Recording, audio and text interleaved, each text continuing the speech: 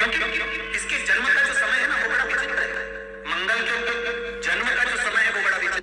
ये ग्रह मंडल में रहेगा, देवताओं के रूप में पूजा जाएगा, पर मेरे क्रोध के कारण उत्पन्न हुआ है, इसलिए इसका ग्रह थोड़ा सा क्रूर होगा। एक बात बहुत ध्यान से सुनिएगा, विवाह, शादी, संतान प्राप्ति,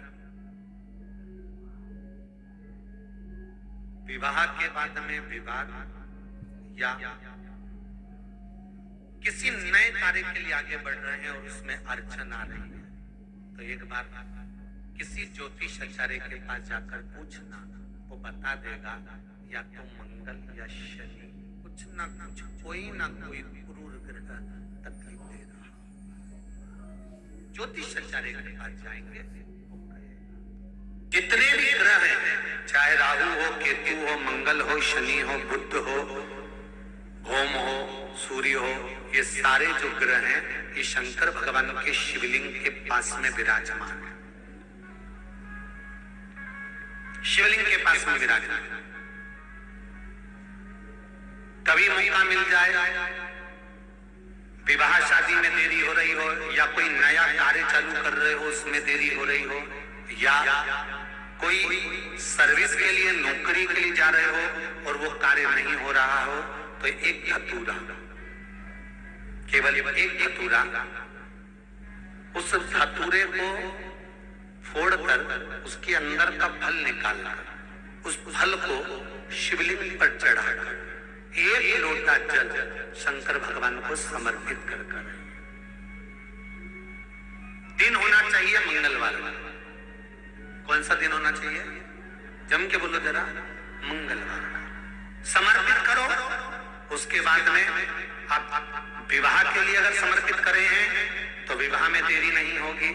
व्यवसाय और व्यापार के लिए या नौकरी के लिए समर्पित करे हैं तो उसमें देरी नहीं होगी।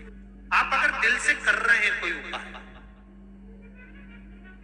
आप भगवान शंकर की आराधना अगर दिल से कर रहे हैं, भगवान शिव की आराधना आप हृदय से कर रहे हैं, तो ये निश्चित है कि शिव दिल से सुनेगा जरूर।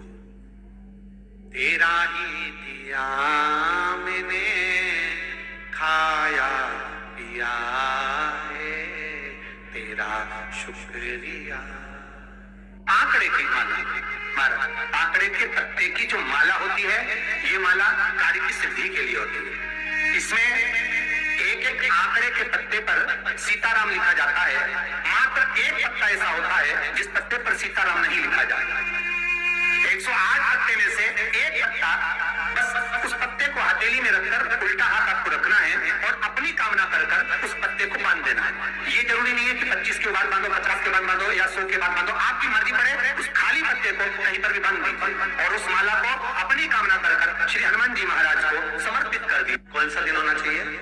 जम के बोलो जरा, मंगलवार। एक दीवार ऐसी होती है जहां पर हनुमान जी का चित्र लगाया जाता है। चाहे तुम पर्वत उठाने वाला चित्र लगाओ हनुमान जी का, चाहे बैठे हुए लगाओ, चाहे रामायण पढ़ने वाला लगाओ, चाहे लंका दहन करने वाला लगाओ, चाहे राम नाम जपने वाला लगाओ, चाहे लक्ष्मण को संजीवनी देने वाला लगाओ, चाहे मौन मुद्रा में लगा दो, चाहे स्तुति में लगा दो, चाहे भजन में लगा दो। हनुमान जी का कोई भी चित्र लगता है तो ना पूरब में लगेगा, ना पश्चिम में लगेगा, ना दक्षिण में लगेगा। हनुमान जी का अगर चित्र लगता है तो उत्तर की दीवार में दक्षिण को देखते हुए लगता है।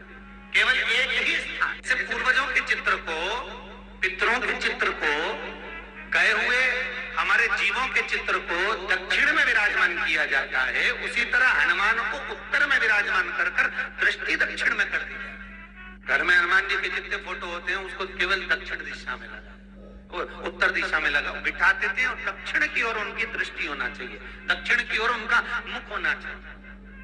अगर व्यक्ति के जीवन में कोई बीमारी आने वाली है, व्यक्ति के जीवन में कोई रोग आने वाला है, व्यक्ति के जीवन में अगर कोई कष्ट आने वाला है, व्यक्ति के जीवन में अगर कोई परेशानी आने वाली है, व्यक्ति के जीवन में कोई एक्सीडेंट का योग भी बनने वाला है, तो शास्त्र कहता है वो दिशा दक्षिण से ही बनता है।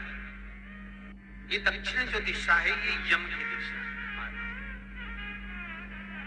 यहाँ संपूर्ण परिवार के साथ यमराज अपने आनंद में निवास करता है। और जब हमारे घर में लगाओ, हम ये भी नहीं कह रहे आपके घर में हो, और आपने अगर विराजमान कर कर रखा है किसी दिशा में, तो हमारा तो निवेदन रहेगा, अभी तक आपने अगर जैसा रखा, पर एक बार दिशा बदल कर देखना कि रोग, बीमारी, कष्ट, दुख, तकलीफ में आपको लाभ मिला कि ना। हनुमान जी ने केवल दक्षिण दिशा की ओर अगर मुख कर कर हमने विराजमान कर दिया, फोटो ही विराज दिया। ये नहीं कहेंगे आपसे कि आप बाजार से फोटो खरीद के लाओ फिर लगाओ, नहीं, आपके घर में हो तो आप। हनुमान जी के एक भाई का नाम है गतिमान। क्या नाम है? गतिमान। कभी स्कंद पुराण अगर पढ़े तो रामेश्वर धाम की स्थापना में हनुमान जी का वर्णन पूरा है। कभी मौका लगे तो आप श्रवण करना स्कंद। तो उसमें हनुमान जी के भाई गतिमान का व्याख्यान लिखा हुआ। अगर कोई व्यापार, व्यवसाय या कोई गाड़ी या कोई फैक्ट्री, जो लोहे का काम करने वाले हैं, जिनकी फैक्ट्रियां चल रही हो, वाहन का कोई गाड़ी लाके एक्सीडेंट हो जाता है, कोई पकड़ लेता है, कोई चक्कर आ जाता है, कुछ ना कुछ प्रॉब्लम, अगर लोहे से जुड़ी हुई फैक्ट्री हो, व्यापार हो, व्यवसाय हो, गाड़ी हो, घोड़ा हो, उसमें तकलीफ आ रही हो, तो किसी भी 14 के दिन, किसी भी 14 का, चाहे पूर्णिमा की हो चाहे अमावस्या की, हनुमान जी महाराज के उल्टे पांव का सिंदूर लाकर गाड़ी पर या फैक्ट्री पर स्वस्तिक बना दिया जाए और गतिमान का नाम लेकर बनाया जाए, तो उस फैक्ट्री में कभी तकलीफ नहीं आ सकती, उसमें उन्नति ही बढ़ेगी। हनुमान जी के भाई गतिमान का स्मरण कर, गतिमान, यहां तक गतिमान का स्मरण किया गया है। अगर किसी पति पत्नी में झगड़ा चल रहा हो, प्रेम नहीं बढ़ रहा हो, बहुत क्लेश हुई और अदालत में बात पहुंच गई, तलाक होने वाला है, तो भी गतिमान का नाम लेकर हनुमान जी के मंदिर में एक ध्वजा लगा दी जाती है और उस पर ध्वजा पर स्वस्तिक बना दिया जाता है गतिमान का नाम लेकर। तो पति पत्नी का प्रेम वापस बढ़ जाता है और तलाक नहीं होता है। जिसका तलाक नहीं चाहिए, अगर मन से सोच के बैठे भी तलाक चाहिए तो मत, पर नहीं चाहिए, प्रेम बढ़ाना है, उसके लिए गतिमान। 10 दिशाओं को भगवान शंकर ने बांटा और शंकर भगवान ने 10 दिशाओं को बांटा, तो 10 दिशाओं का आधिपत्य बनाया है कि कौन सी दिशा में कौन सा देवता इसका आधिपत्य रखेगा, कौन से देवता यहां पर निवास करेंगे, किसका आधिपत्य इस दिशा में होगा। पूरब, पश्चिम, उत्तर, दक्षिण, ये चारों दिशा सामने आकर खड़ी हो गई भगवान शंकर के सामने, भगवान शिव के सामने खड़ी चारों दिशा। धीरे धीरे करते ईशान, वायव्य, ये भी आकर खड़ी हो गई। 10 दिशा शिव जी के सामने थी, 10 दिशा, 10 दिशा, सारी की सारी दिशाएं सामने आकर जब खड़ी हुई, केवल एक दिशा ऐसी थी, दक्षिण, जो भगवान शंकर का स्मरण कर रही थी, भगवान शंकर के स्वरूप का अनुमोदन कर रही है, केवल दक्षिण दिशा।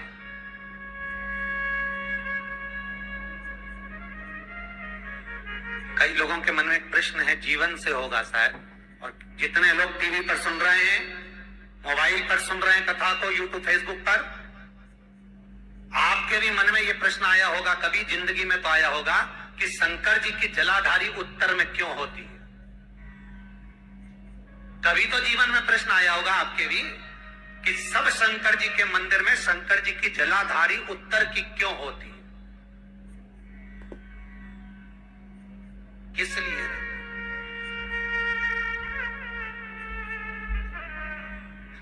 महाराज, केवल एक दिशा ऐसी है, दक्षिण, जो दिशा भगवान शंकर का गुणगान कर रही है, भगवान शंकर का स्मरण कर रही है। सारी दिशाएं आपस में चर्चा कर रही थी, दक्षिण दिशा शिव की आराधना कर रही थी, शंकर।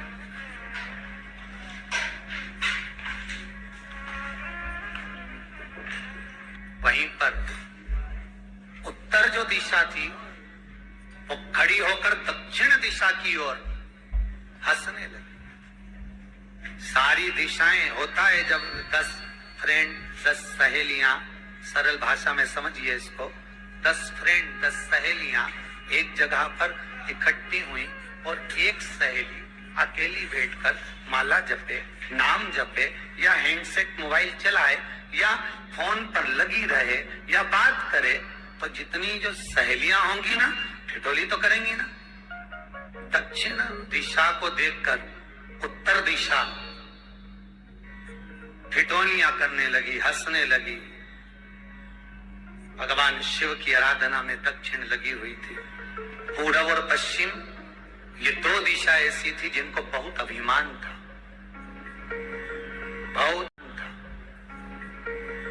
बहुत अभिमान। तो इन्होंने तो पहले ही सोच लिया था कि सर्वदेव हमारे अधीन, पूर्व और पश्चिम के अधीन सर्वदेव। तो जब सर्वदेव मेरे अधीन है, हमारे अधीन है, तो हम क्यों जपें, हम क्यों स्मरण करें। पूर्व और पश्चिम बैठे रहे। एक सिंपल भाव में बैठे भी रहो ना, मत हंसो, मत ठिठोली करो तो भी चल जा, पर उत्तर ठिठोली करो। और उत्तर दिशा ने जैसे ही ठिठोली करी, शब्दों के बाण कहना दक्षिण को चालू करे। इतने में भगवान शंकर जो मध्य थे, सामने जिस शिव की आराधना दक्षिण दिशा कर रही थी, जिसके स्वामी है यमराज,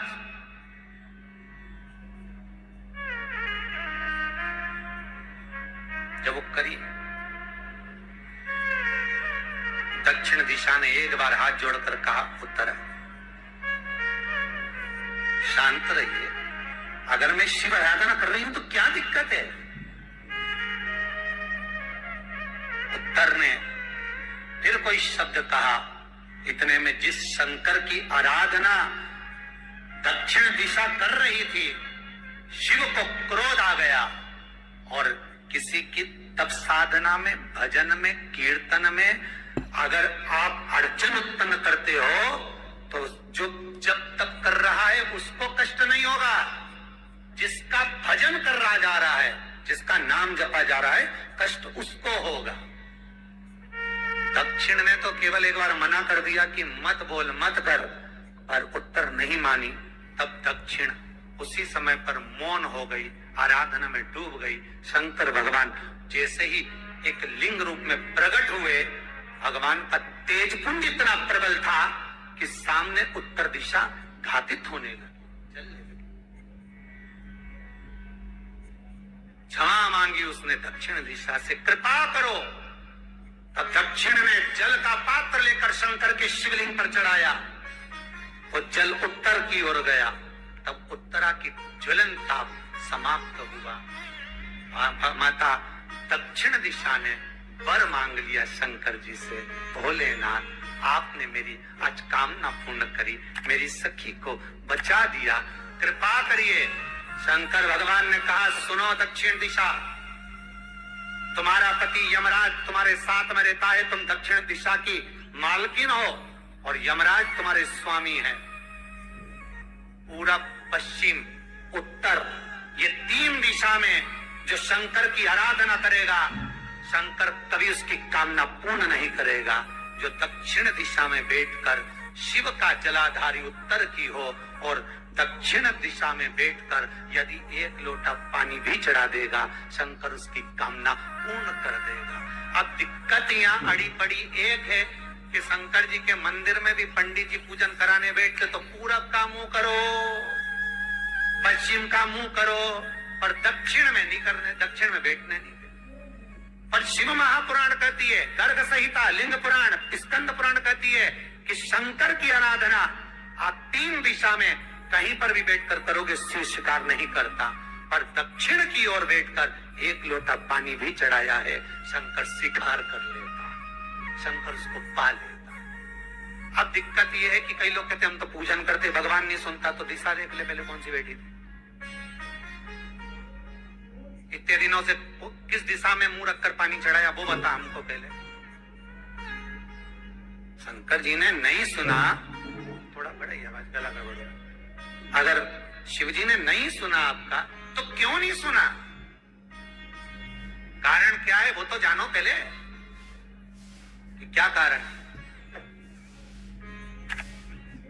पानी चढ़ा रहे हो, मंदिर में बहुत भीड़ है, इधर खड़ी हो गई, उधर खड़ी हो गई, इधर खड़े हो गए, इधर खड़े हो गए, तो जो शास्त्र में दिशा कही गई है, शास्त्र में जो वर्णन किया गया है कि उत्तर की ओर भगवान का अगर जल जा रहा है तो दक्षिण की ओर बैठ कर एक लोटा पानी भी चढ़ाया है, शंकर उसे स्वीकार कर लिया। शंकर हनुमान जी की परिक्रमा, भैरव की परिक्रमा, शंकर भगवान की परिक्रमा, शिव जी के जितने रुद्र अवतार हैं, शंकर भगवान के जितने अंश अवतार हैं, इन सब की परिक्रमा का भाव 3 परिक्रमा का। कितनी परिक्रमा? 3। काल भैरव, भैरव की परिक्रमा कितनी होती है?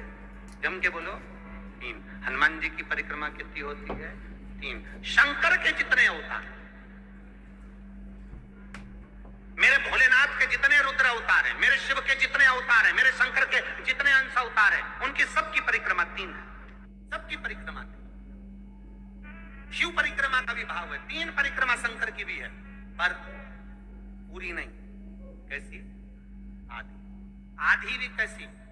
प्रत्येक शंकर की परिक्रमा का स्मरण होना चाहिए आपको। ये समझे जरा, बहुत अच्छी तरह से आज कथा निकली है तो उसको समझ ले।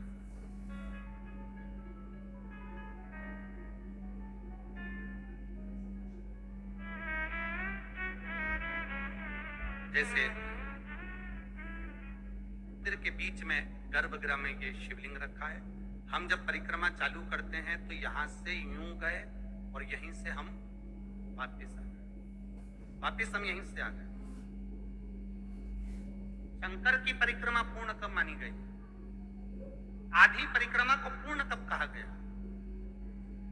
शिव की परिक्रमा को हम पूर्ण कैसे मान सकते हैं?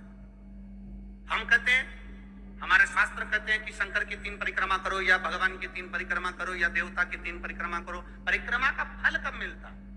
परिक्रमा का अंश फल कब मिलता? शिवलिंग जलाधारी मंदिर के बीचों बीच, जब मंदिर के बीचों बीच है, नंदी बाहर है, आपने परिक्रमा करना प्रारंभ करा, पूजन करने के बाद यहाँ तक गए, यहाँ से पानी बहता है, जल बहता है, तो हम इसको लांघते नहीं है। नहीं लांघते ना, इसको लांघते नहीं है। जब हम परिक्रमा करने के लिए यहाँ तक जब पहुंचते हैं, पहुंचने के बाद यहीं से थोड़ा सा पीछे हटकर हमको शंकर के शिवलिंग के वहीं से खड़े होकर नंदी का दर्शन करना चाहिए। जब हम परिक्रमा कर कर वापिस लौटते हैं, नंदी का इस शिवलिंग के सम्मुख से जब बाहर बैठे नंदी का हम दर्शन करते हैं और वापिस अपनी जगह पर आकर खड़े होते हैं, तब हमारी परिक्रमा एक पूरी मान ली जाती है और उसका फल हमें प्राप्त होता है। उस परिक्रमा का फल, हमने शंकर भगवान की परिक्रमा करी, किसी ने कहा आदि परिक्रमा करो, हम यहाँ तक गए, यहाँ से लौटकर वापिस आ गए।